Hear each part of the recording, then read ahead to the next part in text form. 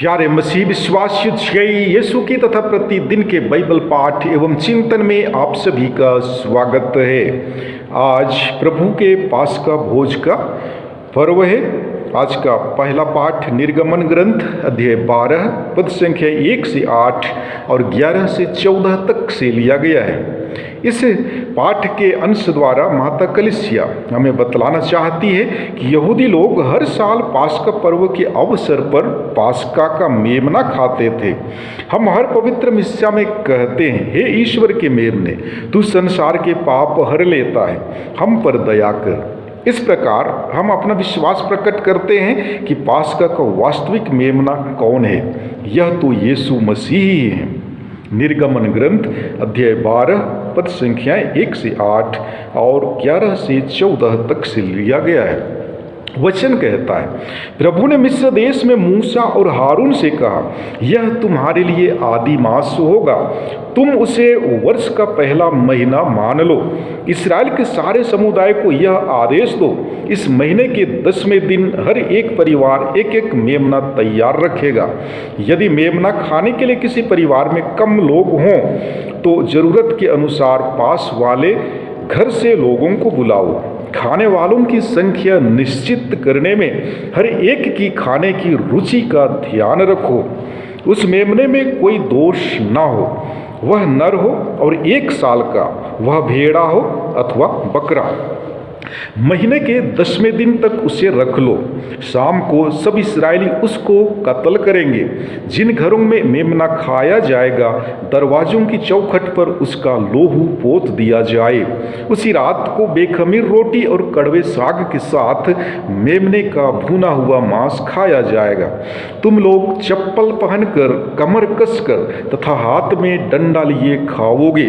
तुम जल्दी जल्दी खाओगे, क्योंकि यह प्रभु का पास्का है। उसी रात मैं प्रभु मिस्र देश का परिभ्रमण करूंगा। मिस्र देश में मनुष्यों और जानवरों के सभी पहलौठों बच्चों को मार डालूंगा और मिस्र के सभी देवताओं को भी दंड दूंगा। तुम लोहू पोत कर दिखा दोगे कि तुम किन घरों में रहते हो। वह लोहू देखकर मैं तुम लोगों को छोड़ दूंगा। इस तरह जब मैं मिस्र देश को दंड दूंगा, तुम विपत्ति से बच जाओगे। तुम उस दिन का स्मरण रखोगे और उसे प्रभु के आदर में पर्व के रूप में मनाओगे। तुम उसे सभी पीढ़ियों के लिए अनंत काल तक पर्व घोषित करोगे। प्रभु की वाणी।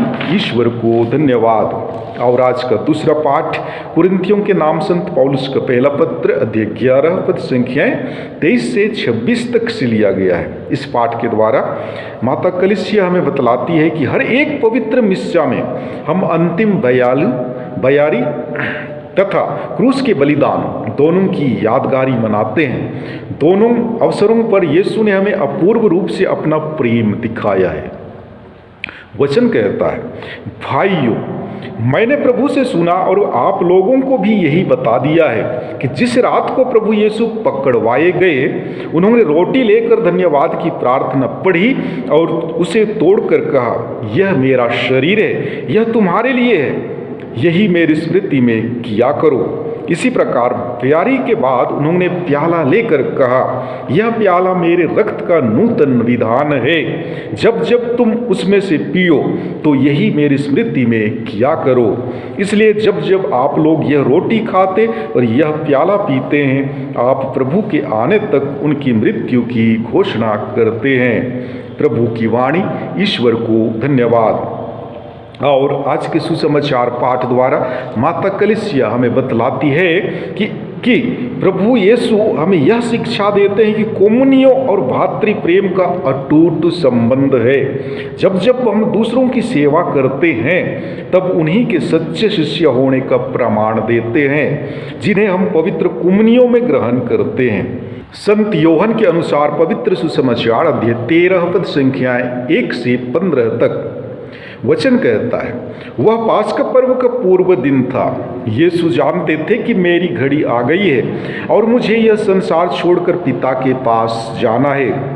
वह अपने शिष्यों को जो इस संसार में थे प्यार करते आए थे और अब अपने प्रेम का सबसे बड़ा प्रमाण देने वाले थे। शैतान ब्यारी के समय तक सीमोन इस्कारियोती के पुत्र यूदस के मन में यीशु को पकड़वाने का विचार उत्पन्न कर चुका था। यीशु जानते थे कि पिता ने मेरे हाथों में सब कुछ दे दिया है, मैं ईश्वर के यहाँ से आया हूँ और ईश्वर के पास जा रहा हूँ। उन्होंने भोजन पर से उठकर अपने कपड़े उतारे और कमर में अंगोछा बांध लिया। तब वह परात में पानी भरकर अपने शिष्यों के पैर धोने और कमर में बंधे अंगोछे से पोंछने लगे। जब वह सीमोन पेतरुस के पास पहुंचे तो पेतरुस ने उनसे कहा, प्रभु, आप मेरे पैर धोते हैं? यीशु ने उसे उत्तर दिया, तुम अभी नहीं समझते कि मैं क्या कर रहा हूँ, बाद में समझोगे। पेतरुस ने कहा, मैं आपको अपने पैर कभी नहीं धोने दूंगा। यीशु ने उत्तर दिया, यदि मैं तुम्हारे पैर ना धोऊं तो तुम्हारा मेरे साथ कोई संबंध नहीं रह जाएगा। इस पर सिमोन पेतरुस ने उनसे कहा, प्रभु, तब तो मेरे पैर ही नहीं, मेरे हाथ और सिर भी धोइए। यीशु ने उत्तर दिया, जो स्नान कर चुका है उसे पैर के सिवा और कुछ भी धोने की जरूरत नहीं, वह पूर्ण रूप से शुद्ध है। तुम लोग शुद्ध हो परंतु सब के सब नहीं। वह जानते थे कि कौन मेरे साथ विश्वासघात करेगा, इसलिए उन्होंने कहा, तुम सब के सब शुद्ध नहीं हो।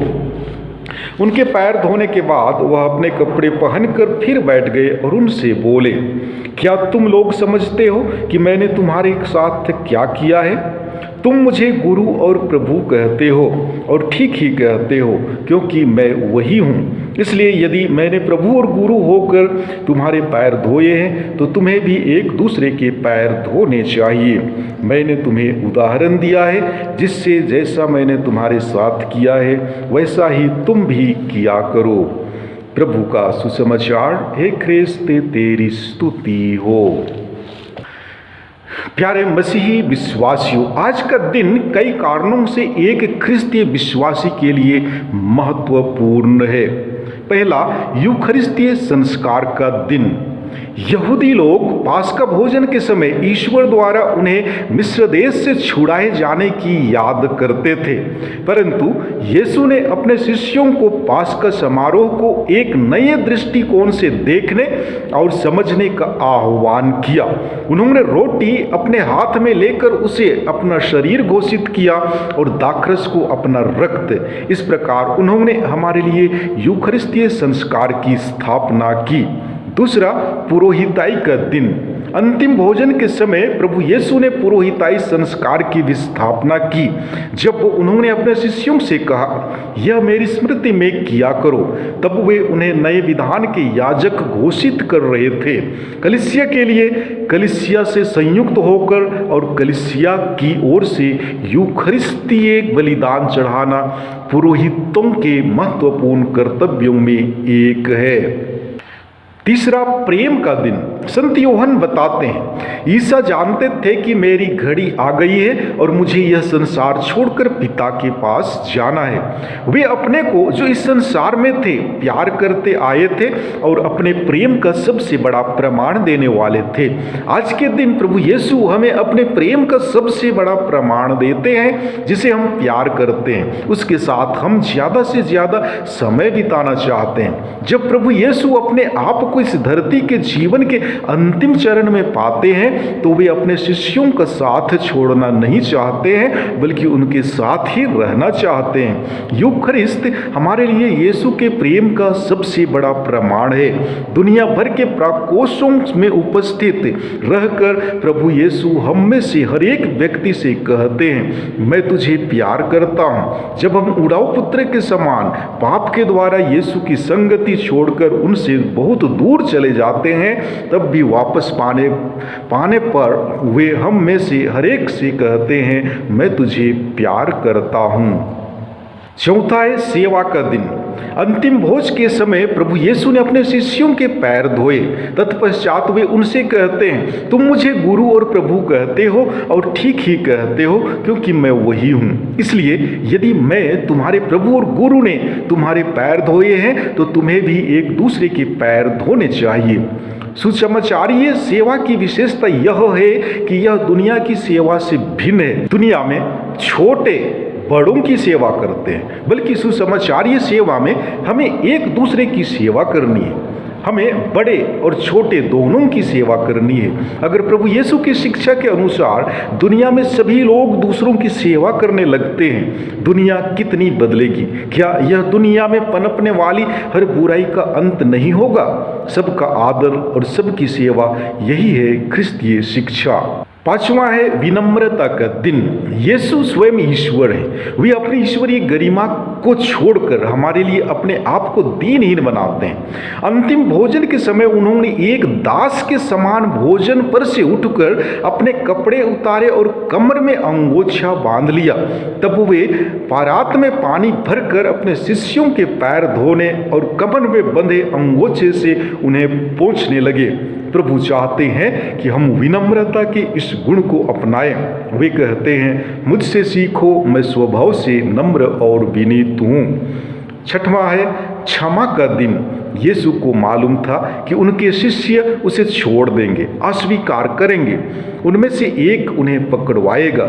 इस पर भी वे उन्हें एक साथ भोजन पर आमंत्रित किए, उनके पैर धोए। ये क्षमा को प्रदर्शित करता है। उन्होंने जो शिक्षा दी करके भी दिखाए। तो आइए हम इस पर्व की विशेषताओं को याद करते हुए आज की पूजन विधि में भक्तिभाव से भाग लें। धन्यवाद।